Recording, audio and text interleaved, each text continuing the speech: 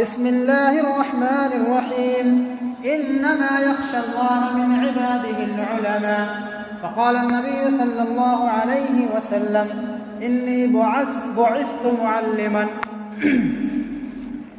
معزز حاضرین جمعہ، میرے دینی و ملی بھائیوں، بزرگوں، اساتذہ کرام اور عزیز طلبہ، آج کے اس خطبہ جمعہ میں مدارس کے تعلق سے چند ضروری باتیں آپ لوگوں کے سامنے پیش کرنی ہے۔ میری گزارش ہوگی کہ آپ لوگ بغور سماعت فرمائیں۔ عزیز طلبہ، کسی بھی فکر، نظریہ، دین و مذہب کی کفالت، اس کی بقا اور پھر اس کے بعد اس فکر کی نشر و اشاعت کرنے کے لیے ضروری ہے کہ اس فکر کو ماننے والے، اس دین کو تسلیم کرنے والے اور اس نظریے پہ چلنے والے افراد جو تیار کیے جائیں، اس فکر کے حاملین افراد کی جو تربیت کی جائے، اس کے لیے ایسے مراکز اور مدارس کا قیام ہونا ضروری ہے جہاں پہ ایسے افراد کار تربیت پانے کے بعد عملی میدان میں اس فکر کی نشر و اشاعت کا فریضہ انجام دے سکیں۔ اللہ کے نبی صلی اللہ علیہ وسلم نے اسلام کے ابتدائی دنوں میں اس حقیقت کو ہمارے سامنے واضح طور پر سامنے رکھ دیا، نہ صرف رکھا بلکہ عملی طور پر اس کے اقدامات کیے۔ مکہ مکرمہ کے اندر جب اسلام کی ابتدا ہوئی اور چند صحابہ کرام رضی اللہ تعالی عنہم نے اسلام قبول کیا اور 13 سالوں تک اسلام کی دعوت کے ساتھ ساتھ آپ صلی اللہ علیہ وسلم نے اس کے بالکل ابتدائی دنوں میں ہی کوہ صفا میں حضرت عثمان ابن ارقم رضی اللہ تعالی عنہ کے گھر کا انتخاب کیا اور آپ صلی اللہ علیہ وسلم نے اس جگہ کو، اس گھر کو، جسے ہم دار ارقم کے نام سے جانتے ہیں، اسلام کی دعوت اور اسلام کے فکر کی نشر و اشاعت کے لیے طلباء اور دعات کی تربیت کا سب سے پہلا مرکز قرار دیا۔ آپ غور کریں کہ اس زمانے میں جبکہ اسلام کی دعوت خفیہ طور پر پیش کی جا رہی تھی، جبکہ جو اسلام لائے تھے وہ چھپ چھپ کر اپنے اسلام کے اوپر عمل کرتے تھے، اسلام کے مطابق زندگی گزارتے تھے، ایسے موقع پہ آپ صلی اللہ علیہ وسلم نے دینی مدرسے اور دینی مراکز کے قیام کو ترجیح دیا۔ اور آپ دیکھیں گے کہ اسی مدرسے سے حضرت ابو بکر صدیق رضی اللہ تعالیٰ عنہ، حضرت عمر بن خطاب رضی اللہ تعالیٰ عنہ، حضرت عثمان غنی رضی اللہ تعالیٰ عنہ اور حضرت علی ابن طالب رضی اللہ تعالیٰ عنہ کے علاوہ حضرت حمزہ رضی اللہ تعالیٰ عنہ، حضرت ابو ذر غفاری رضی اللہ تعالیٰ عنہ اور حضرت عبداللہ ابن مسعود رضی اللہ تعالیٰ عنہ نے تربیت پائی، ان کی تربیت ہوئی۔ اور تاریخ اور سیرت کے معتبر حوالے سے یہ معلوم ہوتا ہے کہ 40 افراد پر مشتمل یہ تعلیمی مرکز قائم ہوا اور نبی کریم صلی اللہ علیہ وسلم نے اسی دار ارقم، اسی دینی مرکز اور اسی دینی مدرسے کے اندر 13 سال تک اسلام کی دعوت دی اور ان لوگوں نے آپ صلی اللہ علیہ وسلم سے دین اسلام کی تعلیم حاصل کی۔ عہد مکی کے آخری زمانے میں جب ایک وفد آپ صلی اللہ علیہ وسلم کے پاس آیا اور بیعت عقبہ ہوئی اور پھر 2 بیعتوں کے بعد 80 افراد نے اسلام قبول کیا، اور اسلام قبول کرنے کے بعد جب وہ مدینہ روانہ ہوئے تو آپ صلی اللہ علیہ وسلم نے ان کے لیے سب سے پہلا انتظام یہ کیا کہ آپ نے حضرت مصعب بن عمیر رضی اللہ تعالیٰ عنہ کو مدینہ روانہ فرمایا۔ آپ مدینہ گئے اور مدینہ میں ان کی دعوت و تبلیغ کے لیے، ان کی تربیت کے لیے، انہوں نے جو سیکھا تھا اس میں پختگی لانے کے لیے حضرت سعد بن زرارہ رضی اللہ تعالیٰ عنہ کے گھر کو دینی مرکز کی حیثیت سے اختیار کیا اور پھر وہاں پر ان لوگوں کو تعلیم و تربیت سے آراستہ کیا۔ پھر اس کے بعد اس تعلیم اور اس تربیت کا اندازہ ہجرت سے پہلے اس کا فائدہ کیا ہوا نہیں ہوا، اس کے اثرات کیسے مرتب ہوئے، اس کا اندازہ آپ اس بات سے لگائیے کہ ہجرت سے پہلے حضرت مصعب بن عمیر رضی اللہ تعالی عنہ نے صرف 2 سال کی مدت میں پورے مدینے کے انصار کو حلقہ اسلام میں داخل کر دیا، اور جب آپ صلی اللہ علیہ وسلم ہجرت کر کے مدینہ تشریف لے گئے تو پورا انصار اور دوسرے قبائل بھی اسلام لا چکے تھے، اور پھر یہ مدینہ اسلامی گہوارے، اسلامی تعلیم و تربیت کے گہوارے کے طور پر پوری دنیا کے اندر مشہور ہو گئی۔ میرے اسلامی بھائیوں، پھر جب آپ صلی اللہ علیہ وسلم ہجرت کر کے مدینہ تشریف لے آئے، ہجرت کے بعد جب حالات مسلمانوں کے لیے ناگفتہ بے تھے، انتہائی خطرناک حالات تھے، چھپ چھپ کر لوگوں کو ہجرت کرنی پڑ رہی تھی، مسلمان ہجرت کر کے آئے، صحابہ نے اپنے گھروں کو چھوڑا، اپنی جائیدادیں چھوڑ دی، لٹ لٹا کے کسی طرح مدینہ پہنچے، اور مدینہ جہاں پر ان لوگوں کو نہ گھر نصیب ہوئی، نہ سر چھپانے کے لیے مناسب جگہ ملی، اس مشکل دور میں بھی آپ صلی اللہ علیہ وسلم نے سب سے پہلا جو کام کیا وہ مسجد نبوی اور اس سے متصل مدرسے کا قیام کیا۔ باقی تمام کاموں کے اوپر آپ صلی اللہ علیہ وسلم نے مسجد نبوی کے ساتھ اسی مدرسے کی تعمیر کو ترجیح دی، اسی مدرسے کی تعمیر کو ترجیح دی۔ میرے اسلامی بھائیوں، یہ مسلمانوں کے ابتدائی زمانے کا حال تھا۔ اگر اس سلسلے کو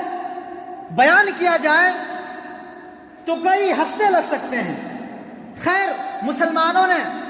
اور آپ صلی اللہ علیہ وسلم نے پورے منظم انداز میں انہی تعلیمی مرکز اور تعلیمی مدارس کے ذریعے دین اسلام کی تعلیم و تربیت کو پوری دنیا کے اندر بول بالا کیا۔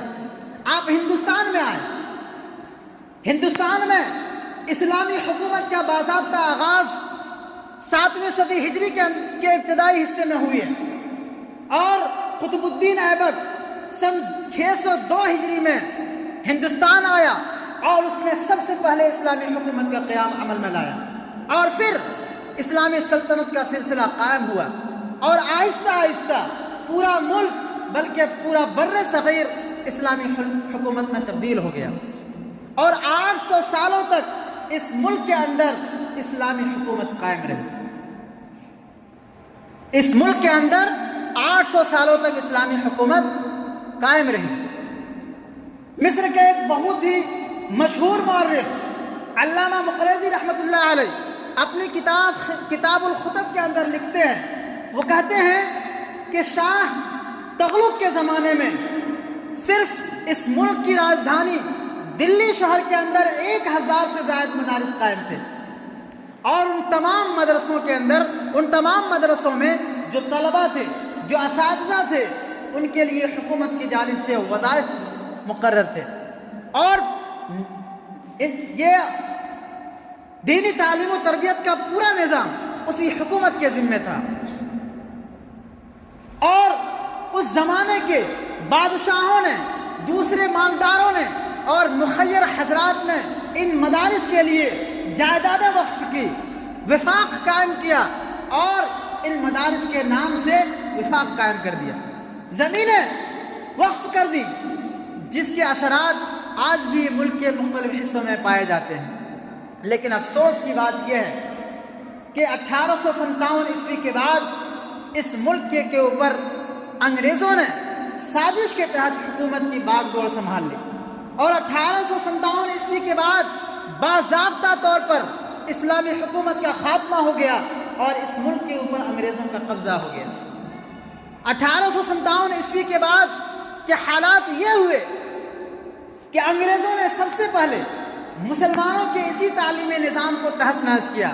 اسی تعلیمی مراکز کو، دینی مدارس کو تباہ و برباد کر دیا، اور اس نے سب سے پہلے جو حملہ کیا، جو کام انجام دیا، ان مدارس کے نام سے جو جائیدادیں وقف تھی، جو وقائف تھے، ان کے اوپر قبضہ کر لیا، اور پھر اس کے نظام تعلیم کو تباہ و برباد کر دیا۔ ساتھ ہی انگریزوں نے جب اپنی حکومت اس ملک کے اندر جما لی تو انگلینڈ سے اور برطانیہ وغیرہ سے عیسائی پادریوں کو بلایا اور ملک کے مختلف حصوں میں عیسائی مشنریاں قائم کی اور وہاں پر عیسائی تبلیغ کے ذریعے عیسائیت کو عام کرنے کے لیے طرح طرح کے مراکز قائم کر دیے۔ اس طرح سے انگریزوں نے مسلمانوں کی تعلیمی مراکز کو تہس نہس کیا، مسلمانوں کے تعلیمی نظام کو تباہ و برباد کیا اور پھر عیسائیت کو قائم کرنے کے لیے، عیسائیت کو نافذ کرنے کے لیے طرح طرح کی مشنریاں یہاں پر قائم کر دی۔ میرے اسلامی بھائیوں، ابھی یہ سلسلہ چل ہی رہا تھا کہ یہاں کے جو علماء، یہاں کے جو دانشور افراد تھے، یہاں کے جو باشعور لوگ تھے، ان لوگوں کے دماغ میں یہ بات آئی، ان لوگوں نے یہ سوچا کہ حکومتیں آتی جاتی رہیں گی، اسلامی حکومت کا خاتمہ ہو گیا اور حکومتیں کبھی بھی بدل سکتی ہیں، اس لیے بر صغیر کے مسلمانوں کے دلوں کے اندر جو ایمان ہے، جو ایمانی کیفیت موجود ہے، عیسائی مشنریوں میں تبلیغ کی وجہ سے اور عیسائی پادریوں کی تبلیغ کی وجہ سے مسلمانوں کے دلوں میں جو ایمان باقی ہے وہ ختم نہ ہو جائے، اس خدشے کی وجہ سے ان لوگوں نے ایک تحریک چلانی چاہیے، اور وہ تحریک کیا تھی کہ پورے ملک کے اندر مدارس کو قائم کیا جائے، مدارس کو قائم کرنے کی تحریک چلائی جائے۔ چنانچہ مدارس قائم کرنے کی تحریک جب شروع ہوئی تو ان لوگوں کے دماغ میں ایک بات یہ بھی آئی کہ یہ جو مدارس ہم قائم کریں گے، ان مدارس کا حکومت سے کوئی تعلق نہیں ہوگا اور ان مدارس کو حکومت کی طرف سے دی جانے والی کسی بھی طرح کا تعاون قابل قبول نہیں ہوگا۔ چنانچہ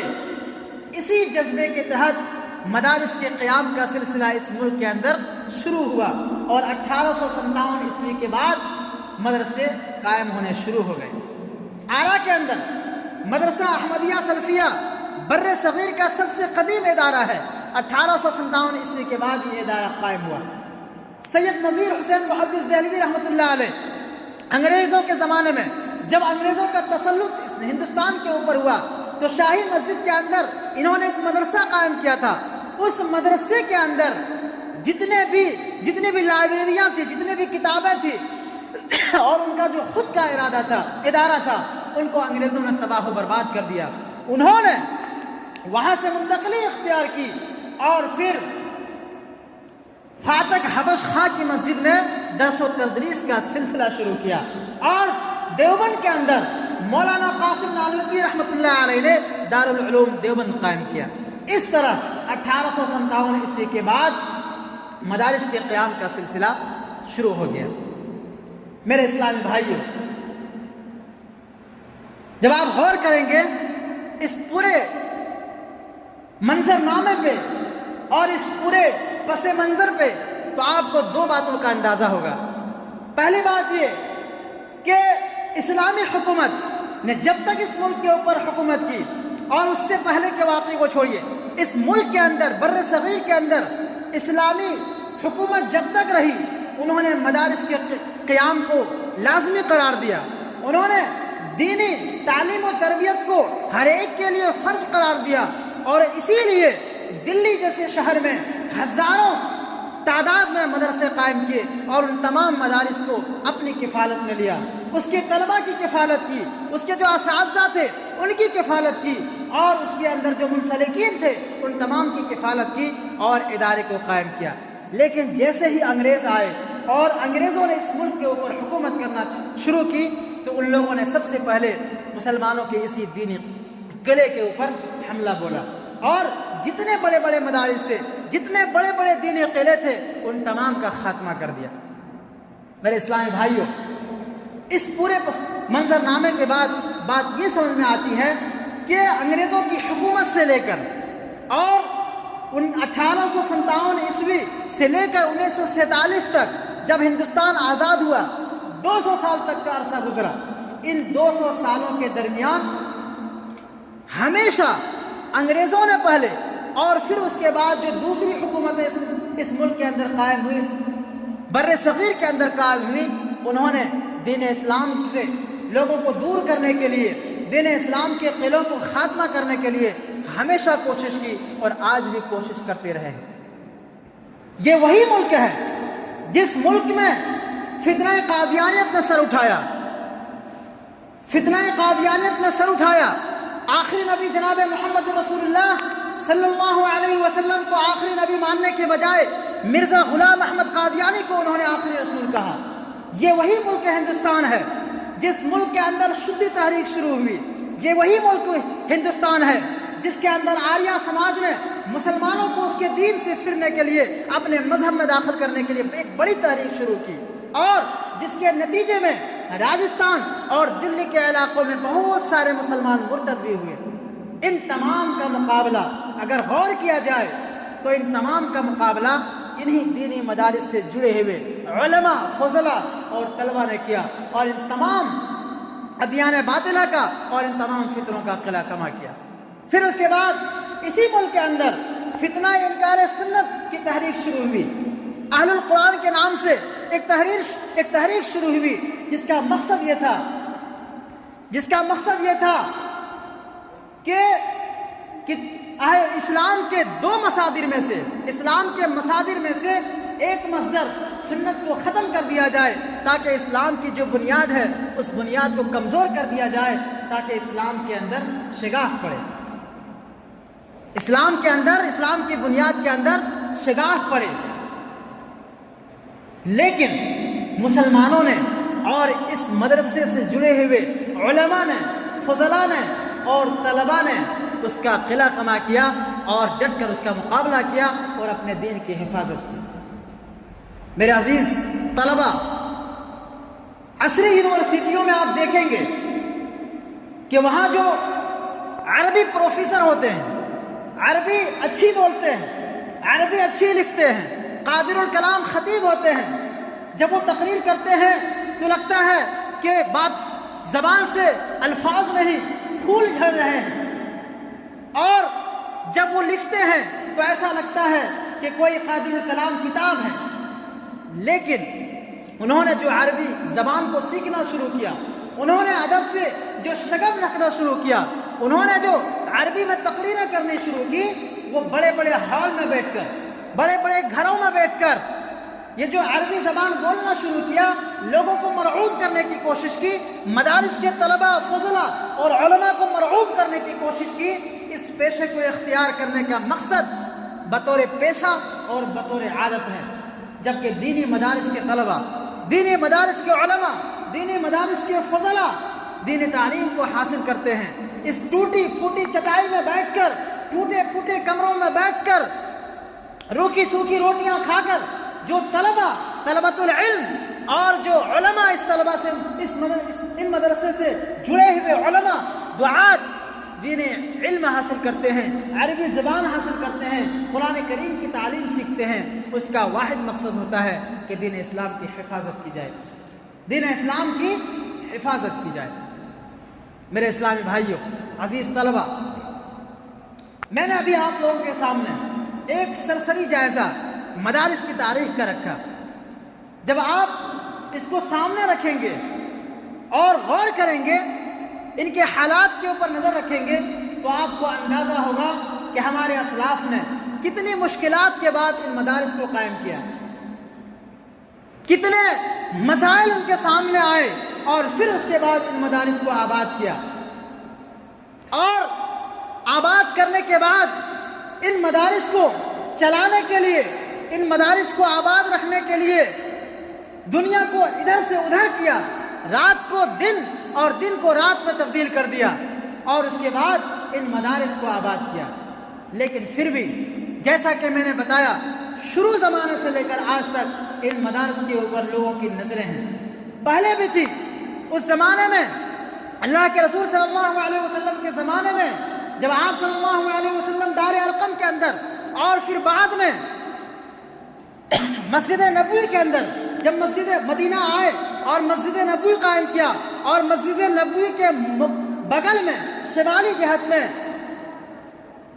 صفہ کے نام سے ایک ادارہ قائم کیا، جس میں لوگوں کو دین اسلام کی، صحابہ کرام رضی اللہ تعالیٰ عنہم کو دین اسلام کی تعلیم دیتے تھے۔ کفار نے اس کو بند کرنے کی کوشش کی. کفار نے وہاں پر تعلیم و تربیت حاصل کرنے والے صحابہ پر ظلم و ستم ڈھانا شروع کر دیا.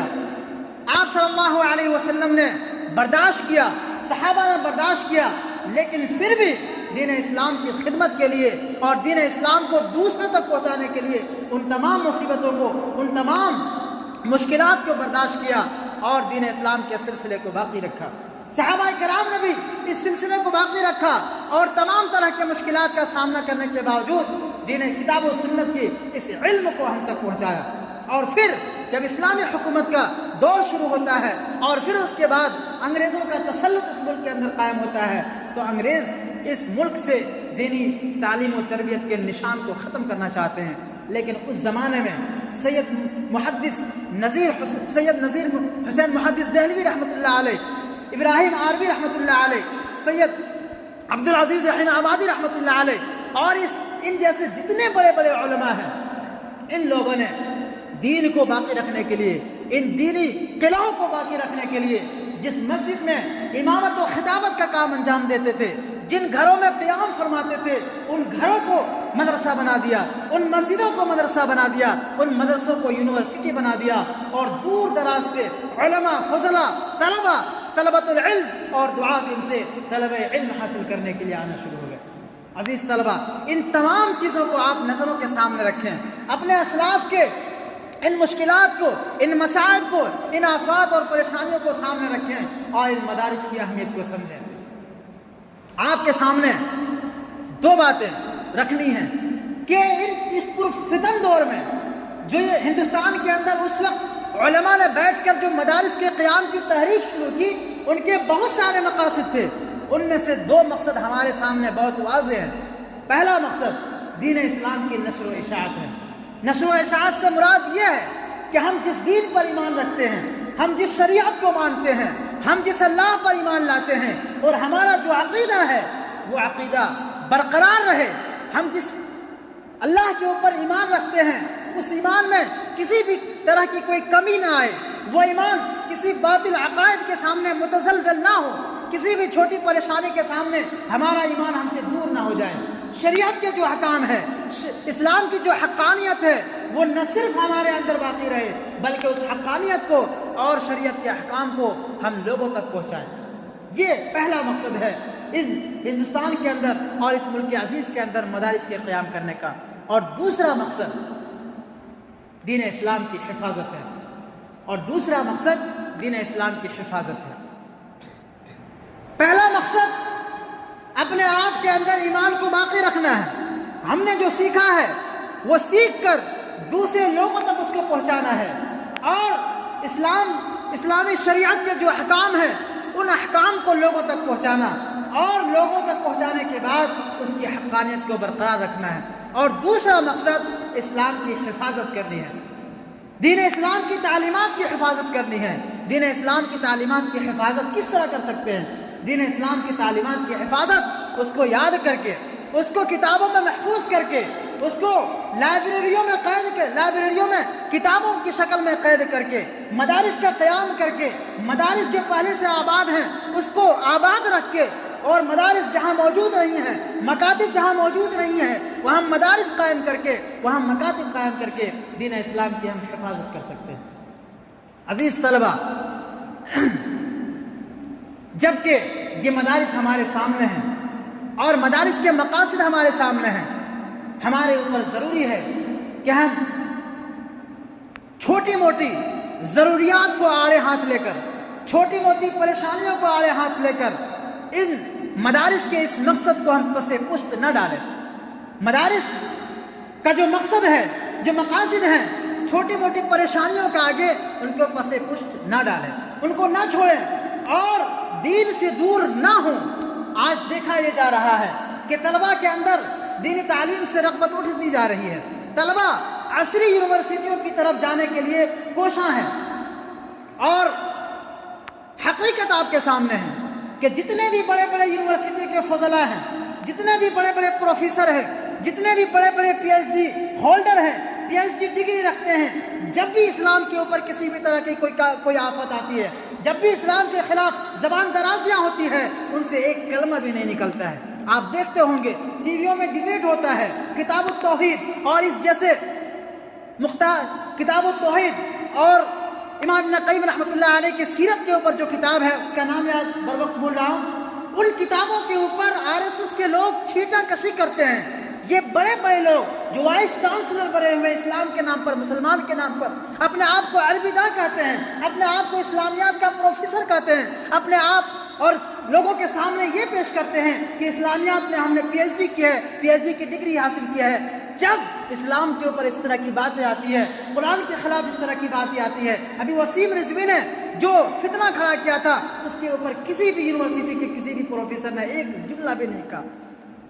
تو ان حالات کا آپ جائزہ لیجئے کہ آپ یونیورسٹیوں کی طرف جائیں، یونیورسٹیوں کی طرف اپنا رخ کریں، لیکن آپ کی جو بنیادی تعلیم ہے اس بنیادی تعلیم کو پہلے پختہ کریں، تاکہ آپ اس مقام پر پہنچ کر جہاں آپ کی حیثیت ہو، جہاں آپ کو پوچھا جاتا ہو، وہاں پر پہنچنے کے بعد آپ ان جیسے لوگوں کا دندانہ شکن جواب دے سکیں۔ تو آپ کو جو موقع ملا ہے، آپ اس موقع کو غنیمت جانیں، آپ یقین جانیں، آپ خود بخود اس مدرسے کے اندر نہیں آئے۔ من یرد اللہ بہ خیرا یفقہہ فی الدین، اس کے مفہوم کا آپ سب جانتے ہیں۔ آپ کا انتخاب کیا گیا ہے، آپ کو چنا گیا ہے۔ آپ اپنے گاؤں میں دیکھ لیجئے، اپنے پڑوس میں دیکھ لیجئے، اپنے بھائی کے بیٹے کو دیکھ لیجئے، اپنے چچا کے بیٹے کو دیکھ لیجئے، وہ گھوم رہے ہوں گے، وہ مدرسوں کے اندر کیوں نہیں پڑھتے؟ اس لیے کہ اللہ تبارک و تعالیٰ نے ان کا انتخاب اس دین کی حفاظت کے لیے، اس دین کی نشر و اشاعت کے لیے نہیں کیا، بلکہ آپ کا انتخاب کیا ہے۔ اس لیے آپ کے اوپر ذمہ داری ہے کہ آپ آئے ہیں، اس وقت کو غنیمت سمجھیں، اور جتنا آپ اس دین کی حفاظت کے لیے، ایمان کی بقا کے لیے جتنا زیادہ آپ اپنے آپ کو دے سکتے ہیں، قربان کر سکتے ہیں، جتنی پریشانیاں اٹھا سکتے ہیں، جتنی مشقتیں برداشت کر سکتے ہیں، برداشت کر لیجئے۔ آپ یقین جانیے اللہ تبارک و تعالیٰ نے آپ کو اسی کے لیے انتخاب کیا ہے۔ اور دوسری آخری بات، یہ مدارس، اس کے اوپر ہمیشہ سے لوگوں کی نظریں رہی ہیں اور ہمیشہ رہیں گی۔ جب تک یہ دنیا قائم رہے گی تب تک مدارس پر اور مدارس سے جڑے ہوئے لوگوں پر، مدارس سے جڑی ہوئی چیزوں پر لوگوں کی نظریں رہیں گی۔ اس کو بدنام کرنے کی کوشش کی جائے گی، اس کو منہدم کرنے کی کوشش کی جائے گی، ان کو متنفر کرنے کی کوشش کی جائے گی۔ لیکن ایک بات آپ کو یاد رکھنی ہے کہ اس سے پہلے بھی اس طرح کی چیزیں ہوئی ہیں اور ان لوگوں نے سنبھالا ہے۔ ہمارے اسلاف نے ان فتنوں کا جواب دیا ہے، ان غلط نظروں کا اچھے سے سامنا کیا ہے، اور پھر دین اسلام کے ان قلعوں کی حفاظت کی ہے۔ اسی لیے ہماری بھی ذمہ داری بنتی ہے کہ ہم بھی اچھے سے ان فتنوں کا سامنا کریں، ان غلط نظروں کا سامنا کریں،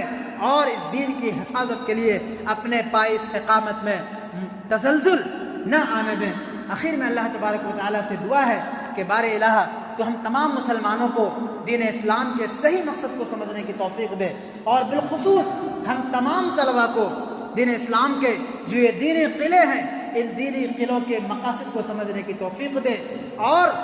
ان مقاصد کو پیش نظر رکھ کر زیادہ سے زیادہ دین اسلام کی تعلیمات کو حاصل کرنے کی توفیق دے۔ اقول قولی ھذا استغفر اللہ لی ولکم ولسائر المسلمین فاستغفروا انہ هو الغفور الرحیم۔